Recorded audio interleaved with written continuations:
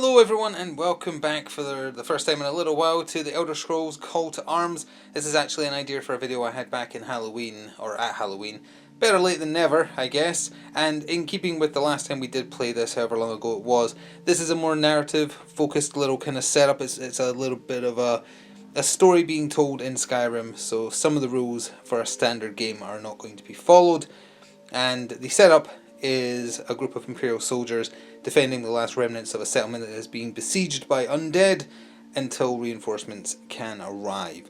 This is also going to be available first to channel members. If you can spare a little, I would appreciate if you do consider becoming a channel member. You get an icon next to your name, you get access to certain video series early, and you just help support the channel. With that said, let's go over who's being used today. Well, on the slightly reflective card today, we've got three heroes. Our champion is Hadvar, Hero of Helgen. He's equipped with Imperial Sword, Imperial Shield, which means it activates his Sword and Board perk, with Imperial Armor. So he's the champion, he's the boss man. We then have the Priestess of Archay, who we've not seen on the channel before. She's a devout healer. She is secondary Imperial, but main one, I think that's either neutral or adventurer, can't quite remember. She's equipped with Healing Hands, Flames, and Mage Robes, which just give her regenerate magicka, so she'll get back extra magicka at the top of each turn. And then the classic Imperial Mage, not using a fire spell this time, she only has Lightning Bolt. And then as followers, using just their basic 1 health stat up here, we have 3 Imperial soldiers with Sword and Board. So that roughly comes to 250 septims. It's either just below or just over, so we're playing at that limit. And in terms of enemies, it's going to be the Bleakfall Barrows enemies. I really do need to paint up more enemies. But it's going to be a collection of skeletal archers, basic Draugrs with great swords, and then their boss master is a hulking Draugr, and he'll be the biggest threat. So that's what we're going to do today. I'll talk about how we're going to win the scenario and all that good stuff after this quick word from my channel sponsor.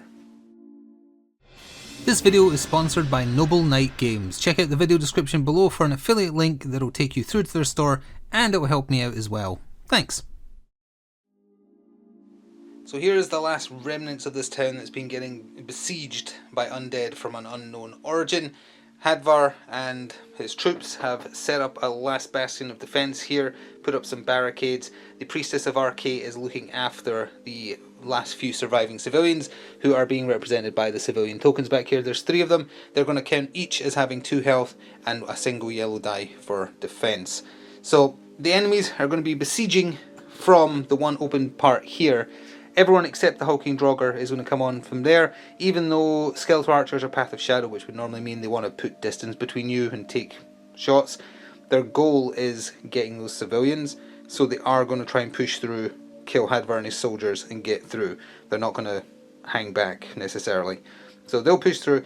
It's going to be a 4-round game, so it might be a little bit shorter overall, although an instant loss will happen if all 3 civilians die or all the defenders die. After 4 turns, Imperial reinforcements arrive and it's considered a win. At the end of each turn, the skill die is going to be rolled for this barricade, that barricade, and if a crit fail is ever rolled on those, it means the barricade has been destroyed and the hulking Draugr appears instantly. So he's not going to be on the table to start with. That's his spawn condition, is going to be if one of those barricades break. Also, if one of those barricades break, it becomes the respawn point at the top of each turn. On that note, we're going to draw a card at the end of each turn as normal. However, we're going to ignore the quest and event on it and purely go by the reinforcement number on it. And that's, if they reinforce without one of those barricades broken, they're appearing right here. Barricades broken, they're appearing right there, which means they're putting a lot of pressure on where the civilians are. Is it going to be balanced? Who knows? We're just going to do it for fun. I think that covers everything. So with that, I'll get the enemies on the table and we'll start with turn 1 of up to 4. As we begin the game, this is where the enemies are, and as I say, they are right up in our business. This is going to be straight to action straight away, which also might mean, again, it's going to be shorter overall, depending on how much blood and death there is. So, 2 Draugr with great swords, 3 archers. Again, the hulking Draugr is only on the table if we get real unlucky at the end of a turn. Because of the septim limit being played, at roughly 250 again, 3 automatic activations if I end an activation within 6 of them. So if I activate any of these first, that's going to be real bad, so basically I can't. And other than that, normal rules for engaging with adversaries in a delve mode technically. scenario. So with that, we're going to get started, and I think I'm going to go with the Imperial Mage first, who can hopefully fire some lightning, but I'll have a little think. The goal is to avoid getting extra activations out of the enemies, because if none of them get their extra activation, only 3 of them are activating at most, which is manageable. And so the game got started with the Imperial Mage activating, moved her back a little bit to make sure she's not ending within 6 of an adversary. Lightning Bolt's got a range of 12 inches on it, anywhere 10 at 12, yeah. So she's going to shoot some lightning at this Draugr with the Great Sword here. Normally green plus yellow yellow, she's getting an extra green because of a Destruction Mastery perk or passive. And I don't think there's any other way to buff it up, and it's just a flat skill roll, which is for her not super great, on a 4. So, on a 4 then, first time back in a while, let's see how lucky we are. And it's a 4 on the dot, hopefully visible, there we go. So 4 on the dot, although it came down by 4, so it's actually a 0. The helmet means that we add a red die. Well, given that these only have 1 health, I think this is a bit overkill. Yeah, this is going to be overkill and a half. But let's roll the defense roll anyway, which for all of these guys is just a yellow. So 4 damage, comes down to 3 damage, still obliterates them. But at the end of every turn, between 1 and 3 enemies are going to be respawning, plus the potential of the bonus, or negative, of the hulking Draugr just smashing his way through a barricade. As an additional record, that uses up 2 of her 4 magicka, I forgot to mention that. No automatic reactionary activation for the adversaries, so randomly selected, and it was the other Draugr with the Great Sword who activated. He's charging into Hadvar and is swinging that Great Sword of his, which is green-black by default, but the AI is always considered to power attack if they can, and don't need to spend stamina to do so, so that's an extra green thrown in. He's hitting on 3s, so let's see. And that is a 6, but it does come down by 3 to a 3, so it's hitting only for 2, and I believe with the Imperial Armour it's just red. I'll double check because it is the heavy Imperial Armour, but let's see if it matters. So he's blocked 1 with a helmet. I'm going to have to come over here to see his status card. Let's see. Oh, it's actually a black die, so my mistake. This is the better version of the Imperial Armour. So he actually did fully block damage. Nice. It's going to cause some reactionary activations, but what can you do? This basic Imperial soldier with sword and shield, nothing fancy, not a hero. He is just charging into this archer and he's going to take a swing. Their base attack is green plus red with piercing on crossed swords, which isn't too shabby. Base chance to hit though is a 3, so not super great. And let's see what happens. I presume they're not allowed to boost anything either. Oh, actually he does have a stamina stat. Yeah, I'll boost for accuracy for the extra green, and let's see if he gets it. On a 6 it comes down by 2 to 4, and that is a miss unless the helmet does anything important. Nope, sadly not. So swing and a miss. And that means the archer he's engaged with and the closest other one are going to get some free activations now. So let's start with those reactions. Starting with the one he engaged with, it is going to do a withdraw action and then try and attack him, which means he gets an attack of opportunity as it tries to pull away. Not allowed to boost it or anything. So just rolling, and he actually got a crit. So I don't think this archer is getting away. Let's roll in that extra black die. Yeah, that's 6 damage. So no matter what is rolled on the skeleton's defense, as it tries to run, it just gets obliterated. So, good start.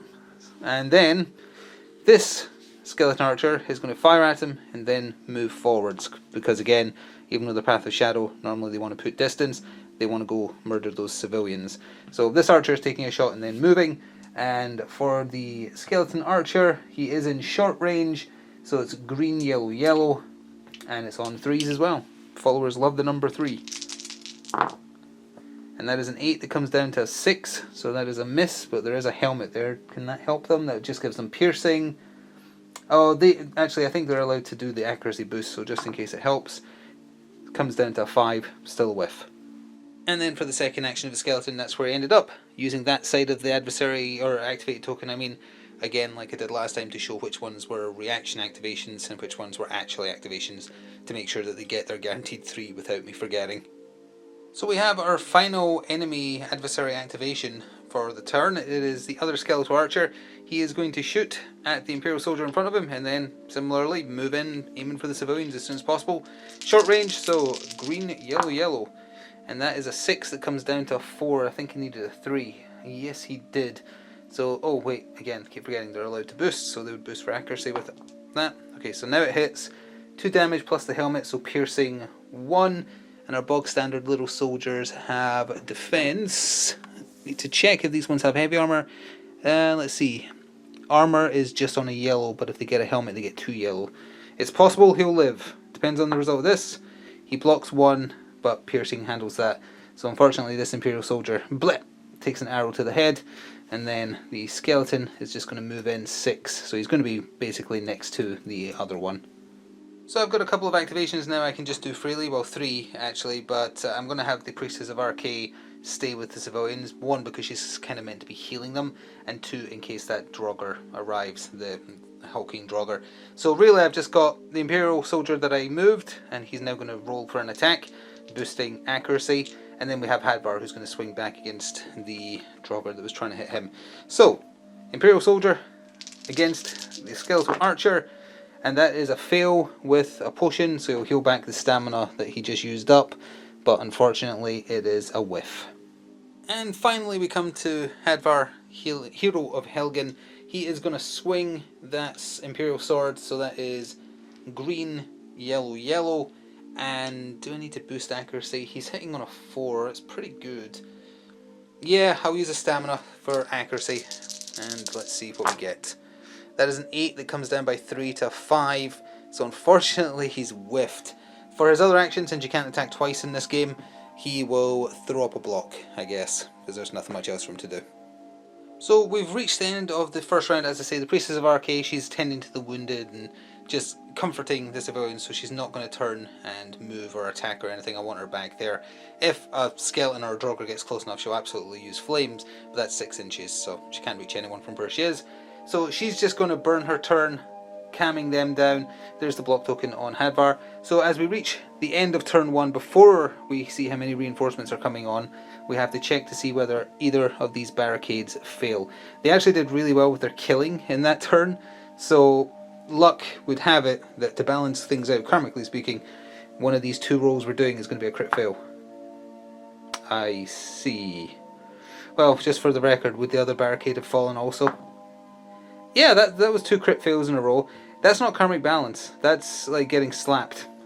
Okay, well, both barricades have fallen, unfortunately, which means reinforcements for the enemy are going to come back, well, at either, I guess, and amongst them included is going to be the hulking Draugr, which just made things a lot more difficult as we get ready to go into turn 2. But first, let's see how many enemies are coming back. So once again, I'm going to draw an event card. However, we are not doing anything on the event card. We are checking it purely for number of reinforcements. So even if it's a positive thing, we're not doing it. Just pure reinforcements. So this is just a singular enemy, going to randomize, but again, the hulking Draugr is also appearing, so a total of 2 are going to be appearing, 1 at each of the barricades that just broke, I guess. And with that, we're going into round 2 with things turning much, much worse.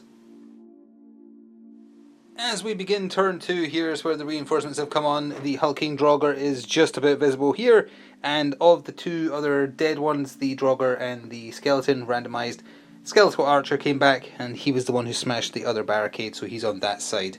And now I need to think real careful about the order I activate. Keep in mind, the enemy activations are randomized unless it's a reaction, adversary activation, so how I play this is going to be very important if we have any chance now, I think. I've made my mind up. I have moved the Imperial Mage over here. She's ending her activation not within anyone else except the Draugr, and he is equal between them. So on the assumption she doesn't kill him, and I don't think there's a chance of her killing him, but if she doesn't kill him, he will have to roll for his AI matrix and his Path of Might. So if he gets a helmet, he will go after objective, which means he will target the civilian. Otherwise, he will target the Imperial Mage. That's how we're going to be handling it, so that's my choice. And with that, anyway, she's going to fire off another lightning bolt. So that's 2 yellow, green, plus a green for her mastery. So we'll just come back here and roll it out. She's on 4s. We want that helmet for the bonus red die. We got the helmet. Does it hit? Oh, it does hit. So extra red die. Roll high. It's only 3 damage. That's not super great. He has only 3 health, but for armor, he rolls a red die, which means he can fully block this. He blocked 2 of it and only took 1. Could certainly have been worse, but could be better. And now he is going to do a reaction activation. Luckily for the civilian, but not so luckily for the Imperial Mage, the hulking Draugr on the AI matrix rolled cross swords or Oblivion Gate to do the same thing, which for him is movement, which I'm treating as attack, as long as it wasn't the helmet, which is objective. So he has moved into the Imperial Mage and is taking a swing. Base attack is green plus red, however he automatically does a power attack, so it's on a yellow, and if any damage is dealt he is going to stagger her. So, what is he hitting on? It's going to be high, I'm sure it's on a 5, so real good chance of his landing. Not with a fail it's not, and the potion does nothing, so essentially that was a crit fail. That Imperial Mage got so lucky. Bit of bad luck followed, randomly selected which adversary is activating as their first proper activation, and it's the Skeletal Archer that spawned, and he is closest to the civilian and he is going to take a shot at them. I forgot these skeletons do actually have a melee attack, by the way, so the one that moved away from the Imperial Soldier in the other turn wouldn't necessarily have done that. Should have rolled for their AI matrix to decide whether they stayed and fought with their rubbish close combat attack or tried to pull away and fire, but too late now. Anyway, that is your standard arrow attack, so 2 yellow, 1 green, with an extra green for boosting for accuracy, and as I mentioned, the civilians have 2 health and 1 yellow die for defense. It's a hit for sure, nothing extra, it's 2 damage, needs to at least block 1 of it on this die to live. He did block 1, took 1, so that civilian's got 1 health left. Well, you can see right there the skeleton that just finished shooting one of the civilians that are grouped together there, I guess. So I'm going to activate the Priestess of Arcade, and she's going to try and burn that skeleton. I know you can't quite see her, but she is just around the corner here. So she's going to just use flames. It can be used in close combat or ranged. It's really, really easy to cast, so it's actually a -2 applied naturally. 1 yellow die normally, but you can put in extra magicka to boost it for a yellow die up to an extra 2. I'm putting in an extra 1, so she's using 2 magicka in total. And she is normally rolling for... oh, she doesn't have the base destruction skill, which I presume means because she's a mage she's allowed to just use her int. So on that, and she got a crit, so it's definitely going to kill him. But let's just roll the crit anyway. Yeah, 4 dice, so there's no way he can save that. He gets obliterated off the table. Though I am glad I double checked, because she does not have any inbuilt destruction magic skill, and you are just using the Path of Sorcery, which she is, you're not allowed to get crits. So that crit actually does not apply, which means the archer will survive if this is a 2. So never mind, the archer is actually still there. And for the priestess's other action, she has moved amongst the civilians. I don't know if she's going to have time to do a healing hands, because it seems like she needs to help attack, but we will see. Next adversary activation is this skeleton archer. This time did roll for his AI matrix Path of Shadow. He got move, so he is going to try and pull out of combat and then take a shot at the civilian. But that means an attack of opportunity comes out of the soldier. Not allowed to boost it, so we'll just see what happens down here. And it's a crit fail, so he's getting away with it. If nothing else, the skeleton is getting away. He's going to move up to the cover here, and he is taking a shot at the closest civilian in short range, which is yellow, yellow, green, green, and it's on 3s. So let's see if that poor civilian takes an arrow to the knee or elsewhere. Yep, that is a hit. Do the helmets do anything? I believe it's piercing 1. Double check. It is piercing 1, which means even if he rolls a 2 on his defense, yep, that civilian is gone. So, oops, wrong die as well. He blocked 1, but piercing takes that away. So unfortunately, the 2 civilians that were gathered here, boom, the skeleton takes them out. That's no good.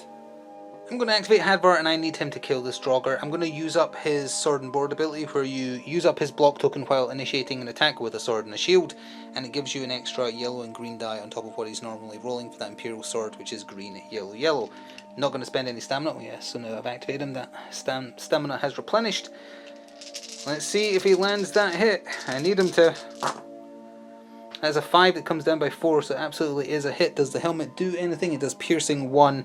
There's no way he can save with that piercing 1, so the Draugr is out there. For his second action, he is getting into combat with this archer, because the archer is going to do a reaction, and I'm hoping he rolls on the AI matrix for move. In fact, let's do it on camera and see. That is move. If it's double star or triple, it's move. So he is going to try and pull away. Let me just look out the dice for... Well, actually, we've got them here, basically. We lose that, we lose that. We gain just this. So that skeletal archer is going to try and pull away and fire. And that is a 5 that comes down by 3. He is hitting for 3. So even if he rolls a 2 here, nope. Hadvar just got a double kill. And again, that was on a reaction. And that means every enemy is activated, so it's just down to me activating these 2 Imperial soldiers. And as I said, the situation is ending at the end of round 2. The Imperial soldier that was down here has moved 6 inches to here. He just needs to get over there and help. The other one was... oh, sorry, he boosted, not this one. He boosted for 3 extra inches of movement. That's how he made it so far. This one just did a normal move into close combat with that skeleton to try and force him to maybe try and get away rather than just sit there. He'll either swing in close combat against the soldier or he'll try and escape to go snipe a civilian, and that'll give a chance to kill him in their turn, which would be perfect. So let's go see how many reinforcements are respawning. There's 2 dead Draugrs and 1 dead archer. And we will cut the deck again, just going by the reinforcement number. And it is 2, and they're coming back from where the barricades were. So we'll randomise and see them at the top of turn 3. So at the top of the penultimate turn, turn 3, both Draugrs with great swords are respawned. So since both barricades are broken, did 1 at each side. There's 1, and 1 is next to the skeletal archer over there. I haven't been mentioning, but the only way to gain XP in this particular scenario is from kills, and I believe that's 5 XP now. 3 killed in the previous turn, 2 killed in turn 1, which means I can level up one of the heroes this turn. Do I level up the Imperial Mage to try and replenish those mana supplies to blast the Draugr, or do I do Hadvar because he's powerful? Got to make that decision now, and also got to consider that there's only 2 civilian tokens left and one of them is on half health and they're surrounded by enemies, so I don't want them to get any free activations if possible. So as we begin, before I even do my first activation, leveling up technically happens at the end of the round, so I should have done it right at the end of round 2 there. So I'm going to do it now, and I did consider the Imperial Mage because it would give her all her magicka back, but Lightning Bolt is ranged only, you can't use it in close combat, which means you'd have to pull away from combat. That gives the Hulking Draugr a chance to just down her in a hit, so that's not super great. You wouldn't get to boost the attack, and I still might activate her first, but I think the safer bet is to level up Hadvar here. He isn't wounded, but on his flip side, he gets a little bit sturdier. Actually, does he even get sturdier? I thought he did. Yeah, he gets 1 more stamina, so you get more to play with there. But actually, his chance to hit doesn't get any better, which is a bit disappointing. His defense gets better, and that's it. I thought he got a better chance to hit. Now I'm rethinking it again. Yeah, okay, I'm going to do the mage. I've changed my mind. I'm sorry, Hadvar, but your leveled up side is very whelming. So, the mage, I'm going to flip her card over. She instantly fully heals, gets back all her magicka, and her chance to hit goes up by 1, which is what I want. This is all reliant, however, on her getting away from combat successfully. So, no boost allowed, but it's still a very scary attack. I am activating the mage. She's going to pull back roughly here so there's no reaction after she's done, and if she gets away she's going to lightning bolt. No boost allowed on the reaction attack as she tries to get away, but still very much could kill her. It's a 5 that comes down by 3. It does hit. It's only 1 damage plus the Oblivion Gate, which does nothing. It would have needed to be a helmet or swords. Best possible result. I've forgotten what she's rolling. Actually, I don't think she has armor. I think I only gave the Priestess of Arcade. Yep, she has no default armor, so it's just 1 flat damage, but she lived. So yeah, I'm going to have to measure this more completely accurately because I don't want to be within 6 of him. Alright, so that's where she ended up. Let's blast a lightning bolt into that Draugr's face again. To have any chance of doing real damage, we need to roll a helmet on one of these dice. 2 yellow, 2 green. The extra green is from her Destruction Mastery. But this time, she is hitting on 5s, not 4s. And that is a pretty poor roll, unfortunately. Really good for landing a hit, but it's just 2 damage, which he absolutely can easily block on his red die. He only blocked 1, to be fair, so he took 1 more damage, but he's still standing, and because he is a master, he doesn't fully die the first time he reaches 0. He goes down on 1 knee and gets staggered, or incapacitated, I mean. I was so concerned about staying away from the archer over there, I forgot that I've ended her activation within 6 of the Draugr himself. So he's activating. I rolled the AI matrix. 2 pips does the same as 3. He's Path of Might, which means attack, so he's going to go after the closest threat. And unfortunately, the closest threat, boom, is that civilian. Now, technically, I guess you could argue the Priestess of Arcade is roughly equal, and he did get attack, not objective. You know what, I'm going to do a 50-50 die, because it's so even. 1, 2, 3, 4, 5, 6. I made our Magicka go flying, so unfortunately he is going after the civilian. The fates have decided it, because of course they have. So he is right in there, and he could insta-kill these quite easily. So extra yellow die because he power attacks. This is going to be a stomp in this poor civilian's face, or civilians. That's a 9. Comes down to a 7. Did he whiff? He whiffed! Perfect! They ducked and dived and dove out the way. After that reaction was dealt with, the actual adversary activation is this archer. He's going to try and finish off that civilian that is dead set in front of him with 1 health left. Does he do it? Yeah, he does. 2 damage. Can't. Oh, he could block it actually, unless the helmet adds an extra 1. Oh, the helmet does piercing. Yep, the helmet does piercing. So unfortunately, the second set of civilians is out of there, leaving just the 1, or technically the 2, I guess, because it has 2 health, engaged with the hulking Draugr. This is looking bad. This is probably a mistake, but I activated Hadvar and I want to take out this archer because he can just snipe from where he is. Although actually, since the civilians are engaged, he wouldn't be able to. He'd have to like snipe a soldier or something instead. But either way, I'm doing this to free up that other soldier. So the extra green die is from outnumbered bonus. That's a 5 that comes down by 4, so definitely hits. I've forgotten if the helmet does anything besides piercing. I'll see if it matters. Well, he rolled a 1, so I need to come around this side to see, unfortunately. And it is piercing 1, so that skeletal archer is out of there, and that frees up that soldier to go try and help. Well, unfortunately for us, the worst possible activation follows, which is this Draugr right here, who is going to get in there with his buddy, and he's going to try and kill that civilian, and I'd say his chances are pretty high. So normally black, green, yellow thrown in for a power attack, extra green die for outnumbered bonus. That civilian is going to be a fine paste on the snowy floor, and he is only hitting on 3s, so the only saving grace is the potentiality of not rolling well enough on the skill die, and he rolled a crit. Why does this dice hate me? Let's just see how much damage it is. 5 damage, literally impossible to block enough to live, so unfortunately we have reached one of the fail states as the last of the civilians in the beset and besieged village get annihilated. If I had to point a finger at what went wrong, I'd say rolling 2 crit fails in a row at the end of turn 1 probably did it. So with all the civilians dead, Hadvar, the Priest of Archay, the Imperial Mage, and the leftover surviving soldiers are having to retreat, and whatever dark machinations were happening here, they got away with it.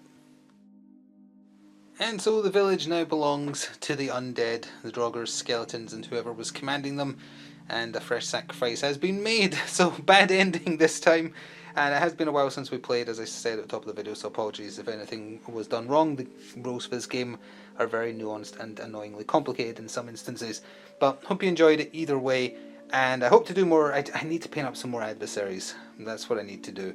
I'll need to try and prioritise that. Speaking of which, if you do want me to prioritise this, please do remember to show your support. It certainly is helpful. Liking, commenting, sharing if you can only do free ways. Being a channel member, pressing the thanks button, or checking out the channel sponsor are also other ways you can help. Hope you enjoyed either way, and I will see you in the future for more. Also, if you want to be kept up to date with the models I am painting, check out the Getting Stuff Painted series. I'll be talking about the Priest of Archay in that one. Whichever one is most recent after this video. Anyway, until next time, ta-ta for now.